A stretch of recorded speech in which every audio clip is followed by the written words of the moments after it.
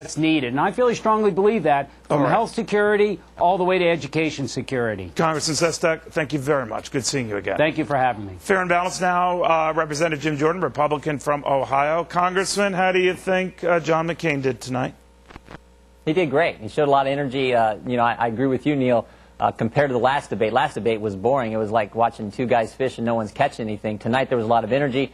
I think you saw that. I think I want to congratulate you two on your journalistic work. I mean, Joe the plumber was half the debate. And I think that's appropriate because he represents that true middle class out there who understands that Senator Obama's tax and spend policies, spend and tax policies are the wrong direction to go. In fact, my colleague Joe, who was just on, who talked about the role of big government, for most liberals, smart government equals big government. That's what Barack Obama believes in. And I would just to kind of give some context to your viewers, think about this. The largest economy in the world is the United States economy, $14 trillion annual economy. Second largest economy in the world is Japan, $4 trillion annual economy. Third largest economy is the federal budget. $3 trillion the federal government already spends, and Barack Obama wants to make it bigger. In fact, what we spend 1 year at the federal government is bigger than all the economies in the world with the exception of Japan and the United States. And Senator Obama wants to make that bigger and wants to have more control of your life. And Joe the plumber understands that. Congressman, it's not just Senator Obama. Your guy, too, wants to expand that role. Your guy, too, is looking at spending better than $300 billion to shore up shaky mortgages. Your guy, too, is looking at a better than $50 billion stimulus package. You're quite right to say that maybe Barack Obama has a little bit more of a flavor for government, but it's not as if your guy has no interest in it, right? I would say a lot more. And when you look on the spending side of the equation, Senator McCain understands we need to get control of the earmark reform process. We need to focus on limiting government spending. He's talked about freeze on government spending. But I think the simple question... But if he was so hot to try... No, wait a minute. If he was so hot to trot on earmarks and all this, why sign on to a package of this size, $700+ billion?